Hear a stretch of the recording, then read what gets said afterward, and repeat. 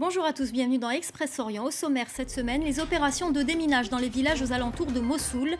Les peshmergas sont chargés de nettoyer les lieux piégés par les djihadistes. Nous entendrons aussi la voix des habitants de Mossoul, leurs témoignages dans une radio clandestine et leur façon de poursuivre la résistance.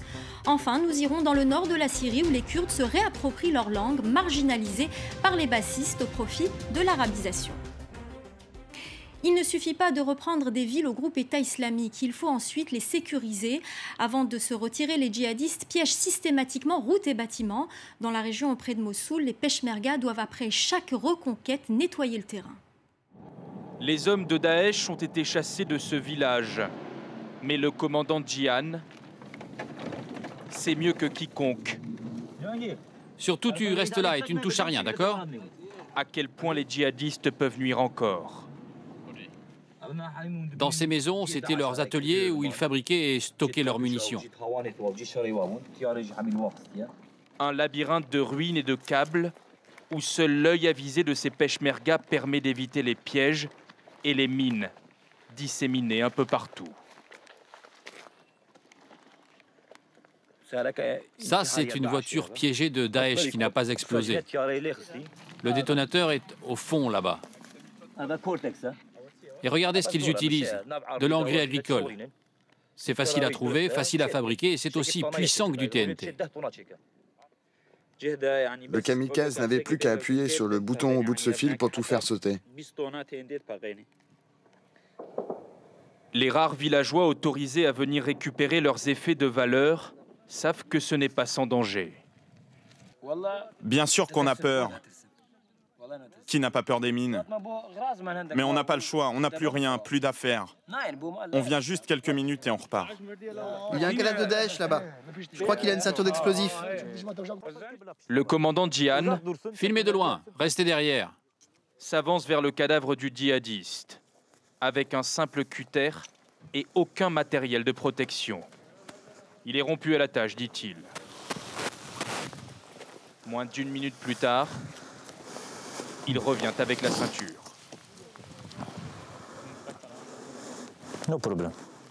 Il y a de l'explosif, des fragments et des billes métalliques pour faire un maximum de dégâts et tous nous tuer autour. Des pièges en tout genre et des munitions que les djihadistes de ce village conservaient dans ce tunnel creusé sous les fondations de la maison pour éviter que leur stock soit détruit par les frappes de la coalition. Là, c'est un mortier de 60 mm. Là, des cartouches de mitrailleuse. Regarde, j'ai aussi trouvé une autre ceinture de kamikaze. Elle est prête à être utilisée. Il y a même là l'étendard noir du groupe État islamique.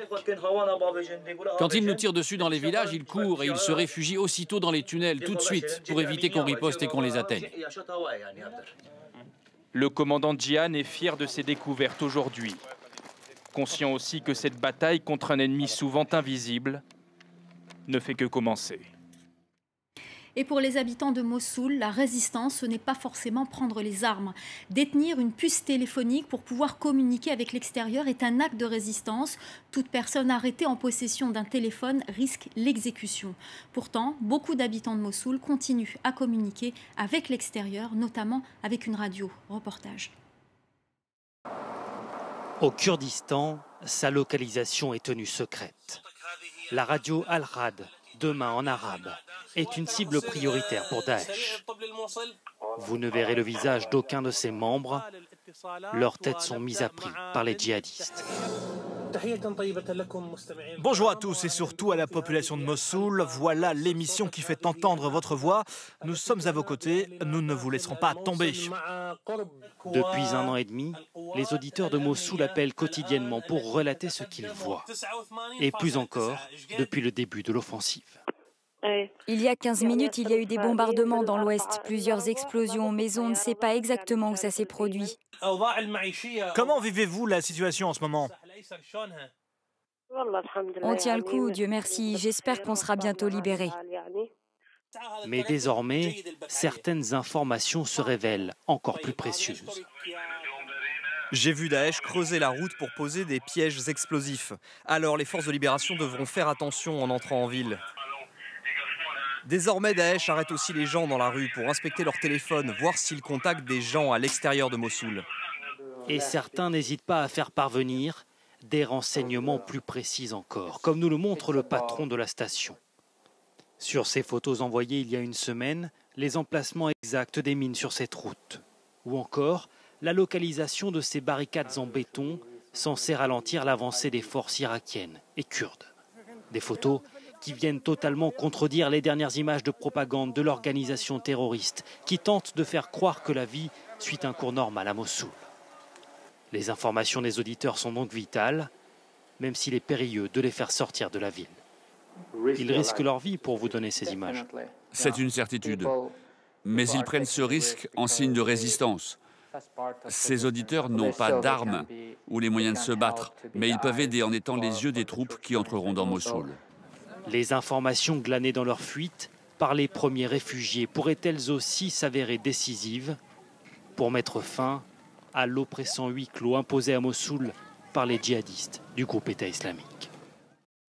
En Syrie, la reconquête ne se fait pas que par les armes, elle se fait aussi par la langue. Les régions kurdes, arabisées de force pendant la période bassiste dans les années 60, se remettent au Kurmanji, le dialecte parlé par 60% des Kurdes. Une bouffée d'oxygène pour cette communauté et un acte symbolique pour ces populations privées de leur langue pendant près d'un demi-siècle. Sophie Guignon. Joldara en kurde, anciennement Shajara en arabe. Littéralement, une plaine couverte d'arbres. Comme une centaine d'autres, ce village vient d'être renommé par les autorités kurdes. Pour les Kurdes syriens, c'est une victoire symbolique.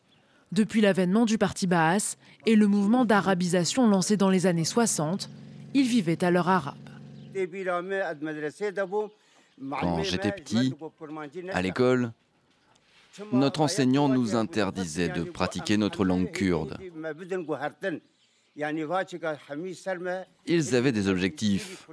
C'était de transformer notre nation en changeant les noms de nos villages, en changeant la langue que nous parlions, en changeant tout.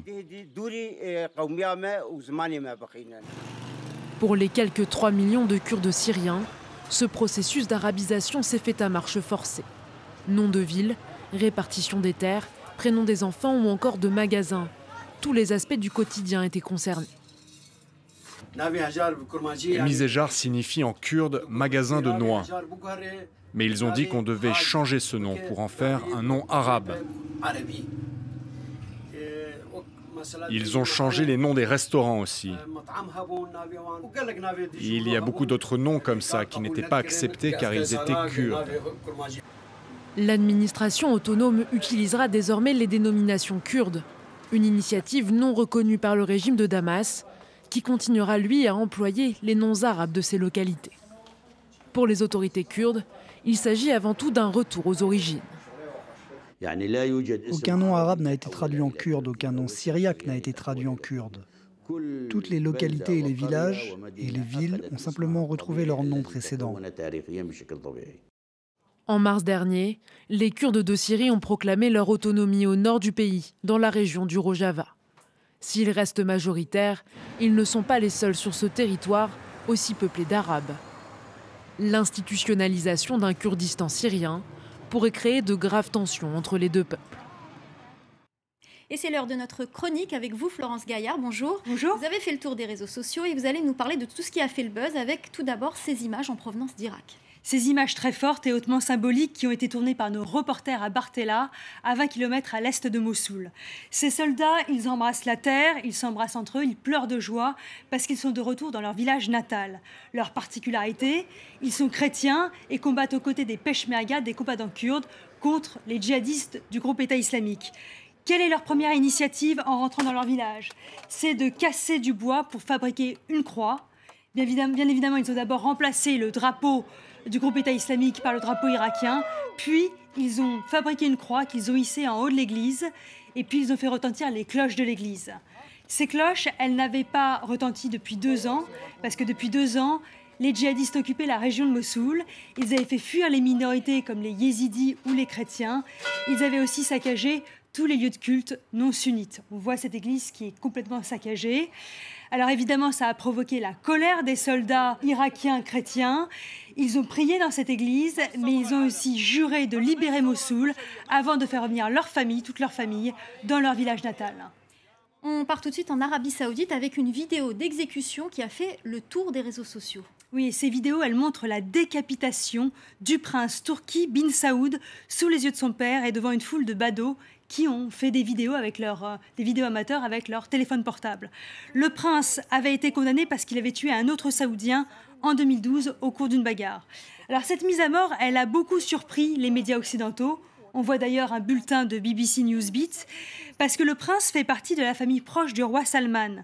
Mais pour le peuple saoudien, c'est un symbole très fort, un signal fort.